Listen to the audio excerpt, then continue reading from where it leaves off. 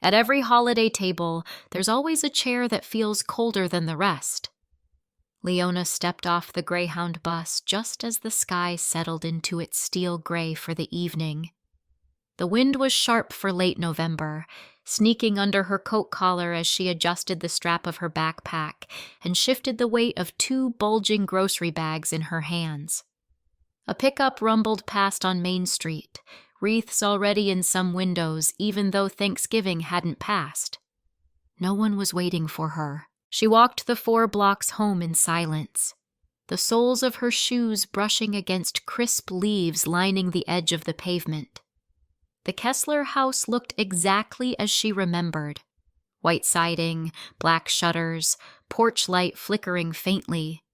A scent of wood smoke and roasted onions hung in the air. Inside, the clatter of dishes and the hum of a television filtered through the front windows. When she opened the door, Ruth didn't look up immediately. Her mother was smoothing the creases of an old embroidered tablecloth, one Leona vaguely remembered seeing as a child, the one with tiny hand-stitched cardinals along the border. On the counter, Sierra was slicing a store-bought pumpkin pie, chatting easily about her travel plans for the semester abroad. "Oh, Leona, you made it," Ruth said without turning fully. "Be a dear and put those bags in the kitchen."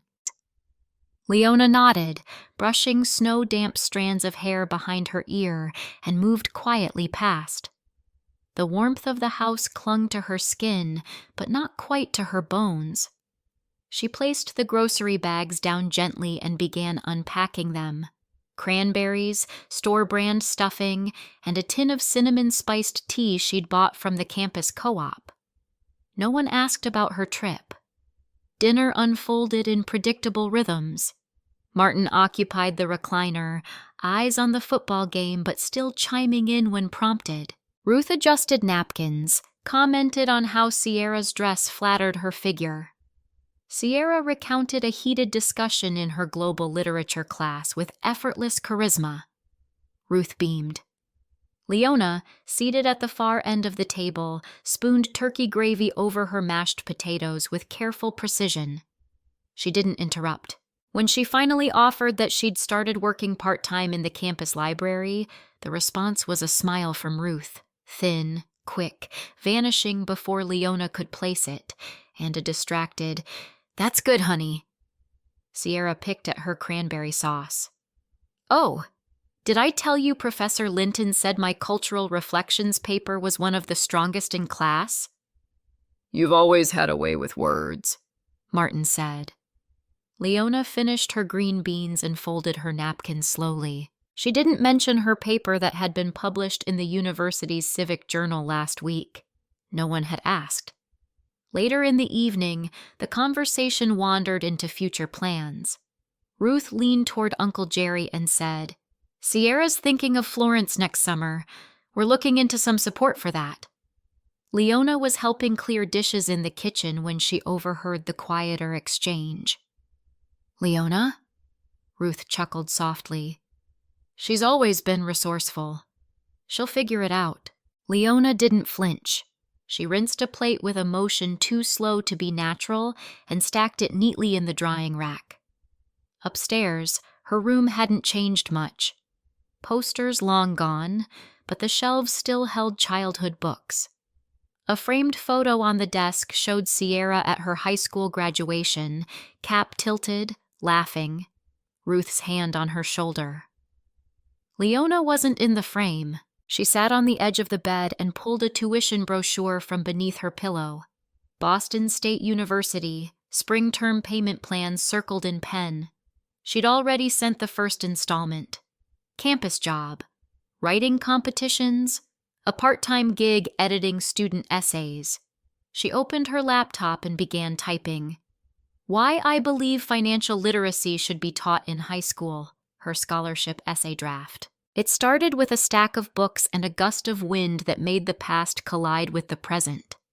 The wind off Tremont Street carried a chill sharper than its temperature suggested. Mid-March in Boston still held remnants of winter, despite the teasing promises of spring.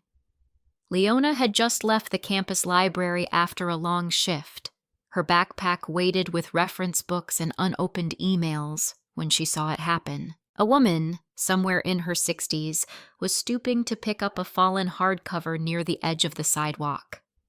Another book skidded out across the wet concrete as a passing bus whooshed by, stirring up another gust that sent paperbacks tumbling like startled birds. Leona rushed forward without thinking. "Careful!" she called, already bending to catch a sliding spine before it hit a puddle. The woman gave a grateful smile, her silver gray hair frizzing out beneath a soft maroon knit cap. She looked both flustered and stubbornly composed. Together they gathered the scattered stack, some bindings worn, others freshly re-sleeved in protective plastic. The store behind them had a faded painted window. Old oak books. "Thank you, dear," the woman said, breathing heavily as she brushed rain from her sleeves. "You've saved me from a sidewalk tragedy." Leona gave a small smile. Book rescue seems like a good kind of emergency. Inside the shop, the air was warmer and held the scent of worn leather, ink, and something faintly herbal, like old lavender. A bell above the door jingled softly as it closed behind them. Wooden shelves leaned gently into one another, the floor creaking with honest age. A radio in the back crackled faint jazz tones. "I'm Helen Saunders," the woman offered, adjusting a stack on the counter. "Leona," she replied, tucking her damp hair behind one ear. "Do you need help reshelving?" Helen chuckled. "I've owned this place for nearly 30 years. My knees stopped enjoying ladders 15 ago. But yes, I could use help." Helen offered store credit in return, but Leona politely declined. "I'm just passing through. But I could come by Saturdays if you'd like. I've done inventory work before." So began a quiet rhythm. Each Saturday, Leona arrived just after lunch. She'd help scan books into a decades-old system that occasionally froze and had to be rebooted with a paperclip. She sorted ledgers, dusted spines, and set up a corner display of staff pics, even though there was no staff beyond Helen. Their conversations were light at first. Helen talked about her old jazz records, favorites from 1973. Leona nodded, occasionally asking about musicians her grandparents used to mention. Over time, talk shifted to budgets, bookkeeping, and spreadsheet formulas. Leona offered to show Helen how to convert her paper logbooks into a simple Excel sheet.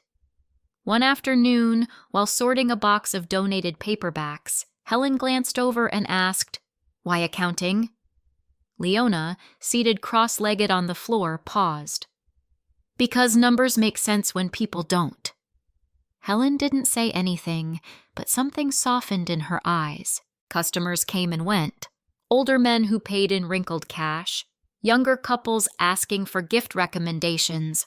A retired teacher named Mrs. Hoyt came every Thursday and stayed an hour just to talk about city council news and the state of the public library.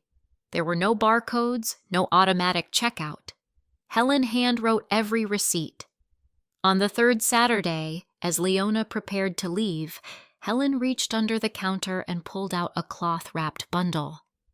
"This is for you," she said. "Don't argue." Leona unfolded it carefully.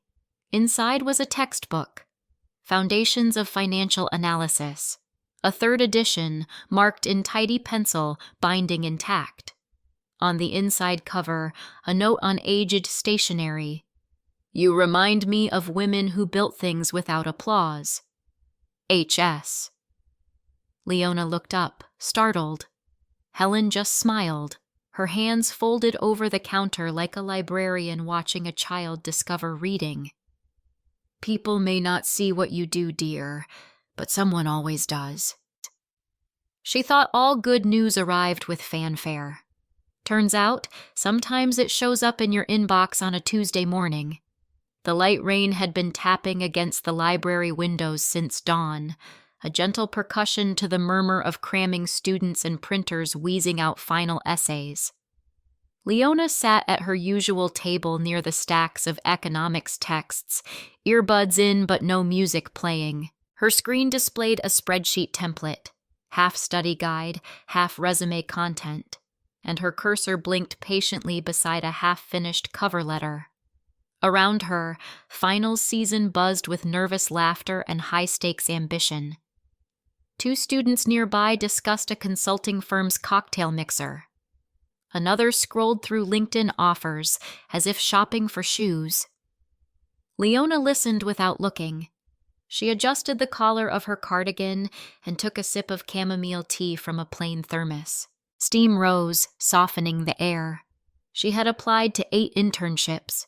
No referrals, no fancy dinners, just her transcript, essay samples, and a quiet hope.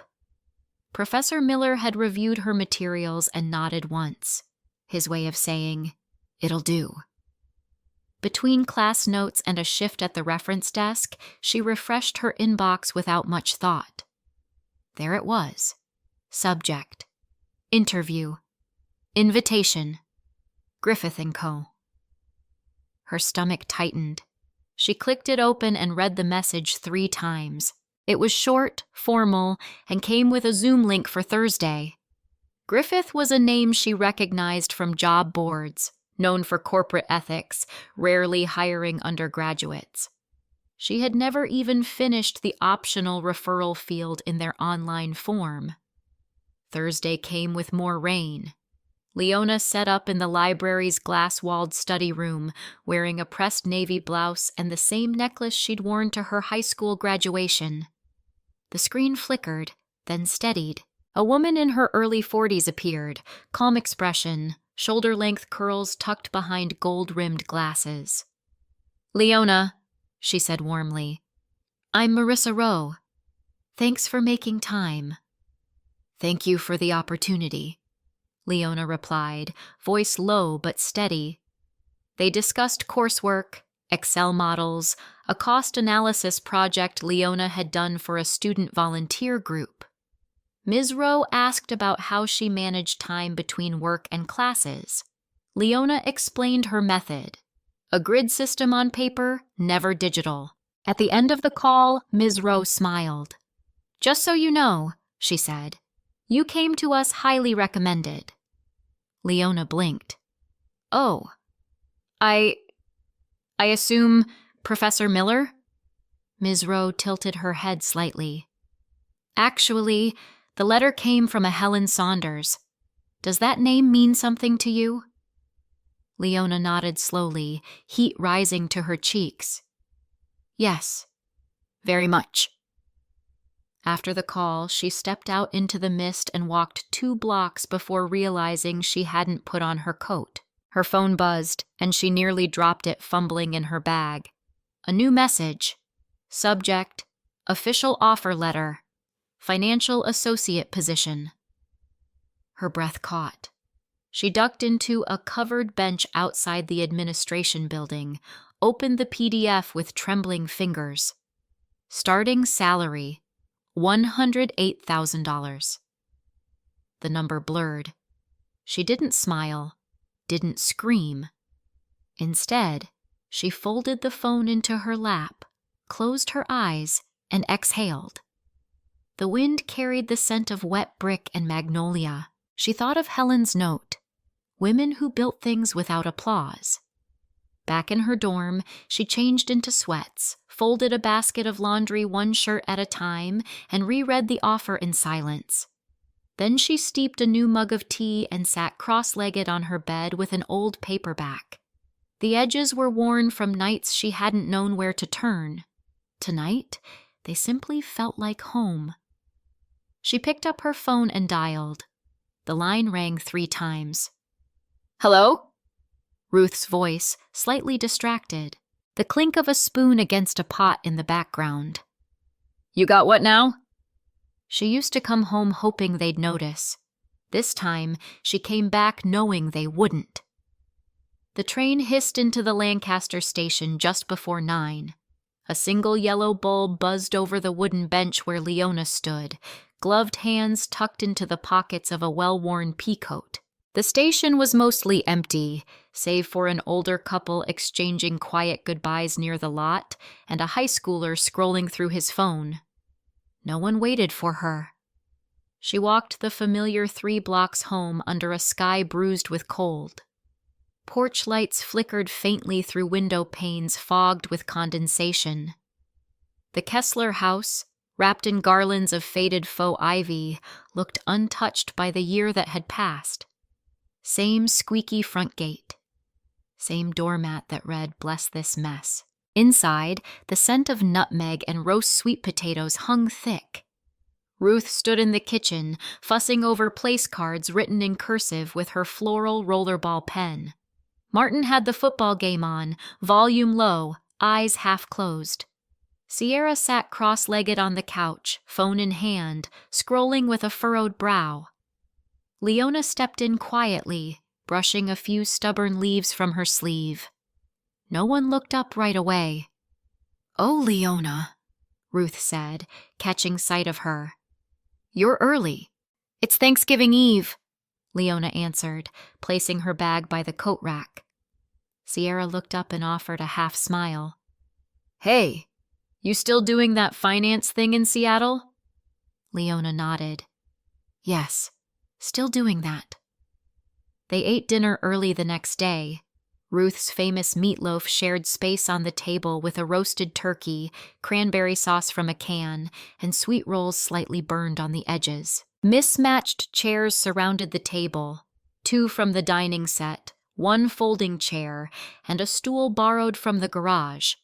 The silverware gleamed only where the polish hadn't worn. During dinner prep, Sierra launched into another lament about the job market. "I've sent like 20 resumes this month," she sighed, brushing flour from her phone case. "Nobody wants to hire unless you already have experience."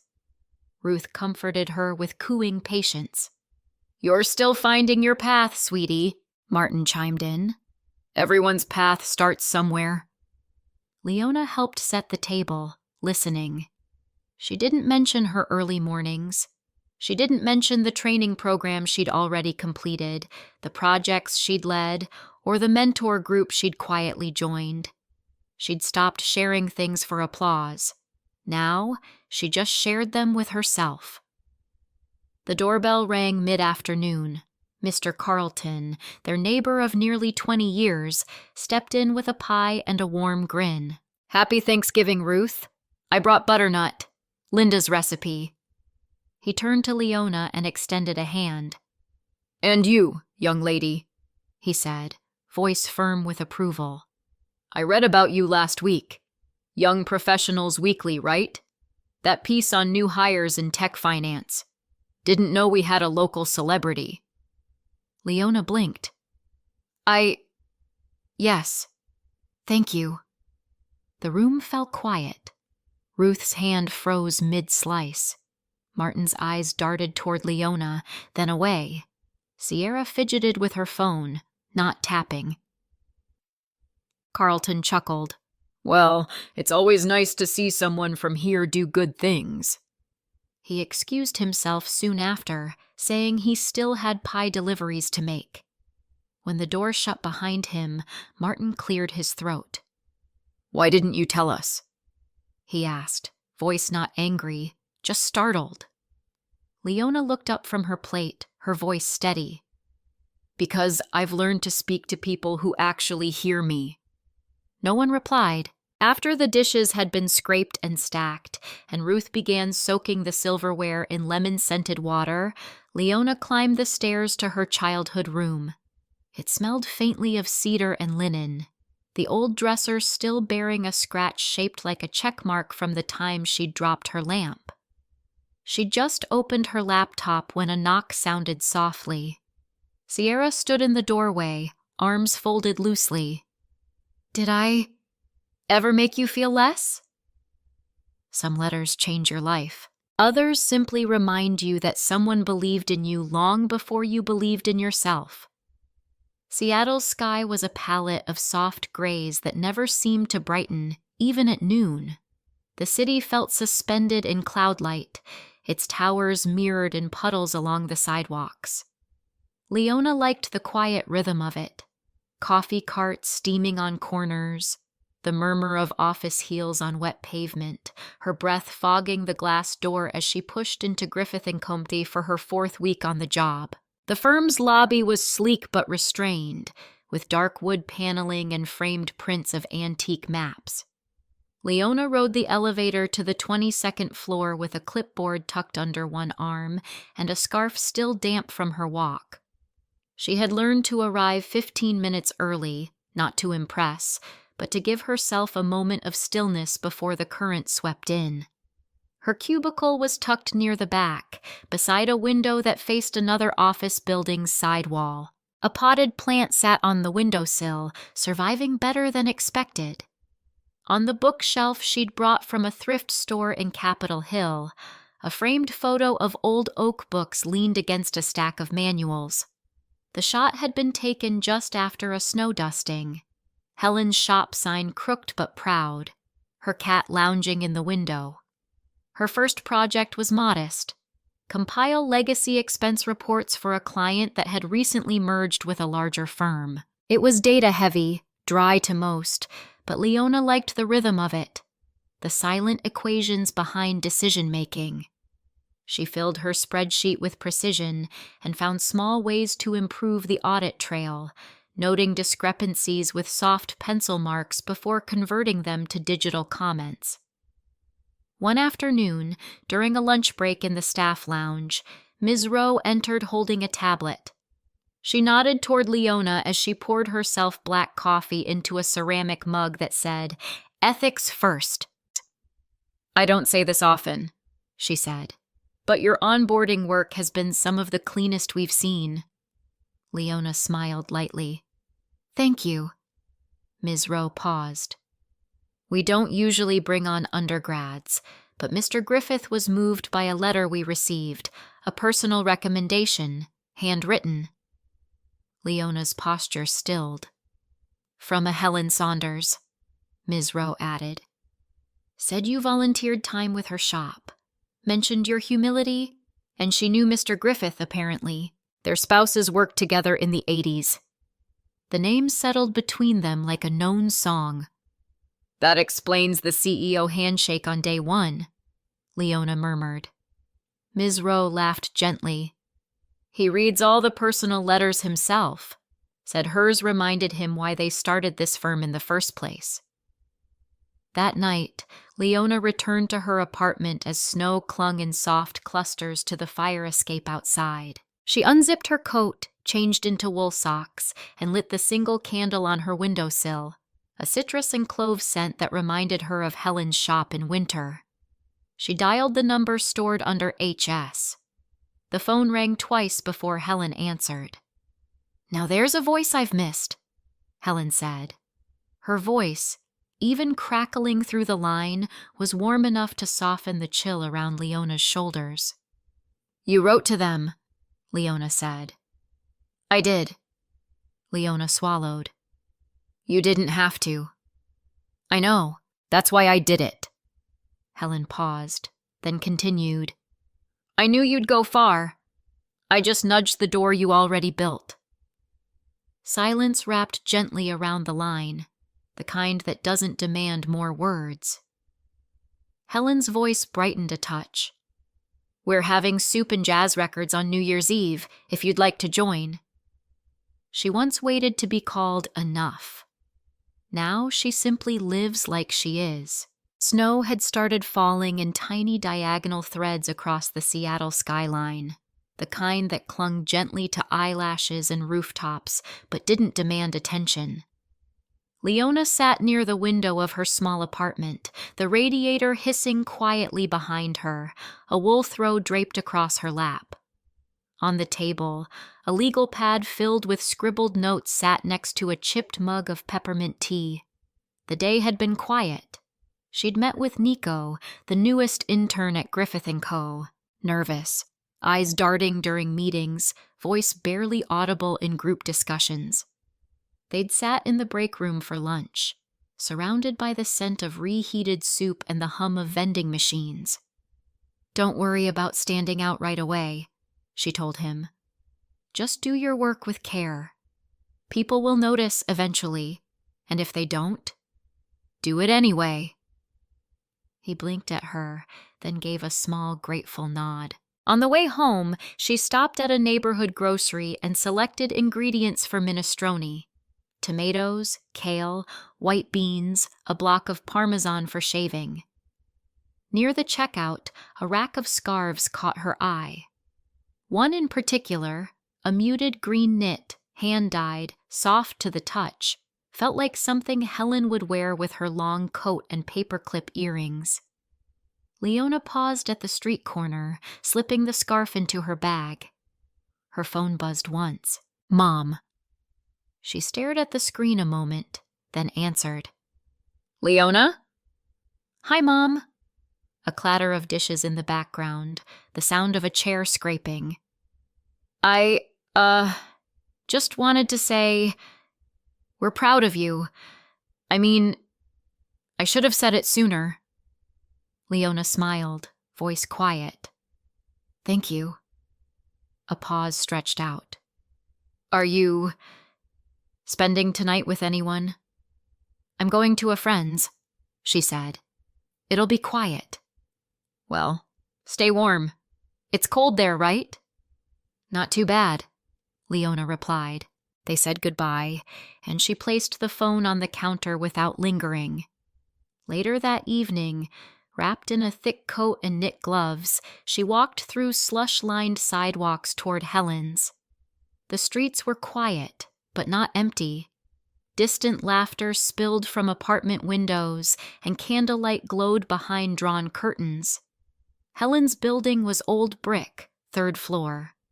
The door opened before Leona knocked.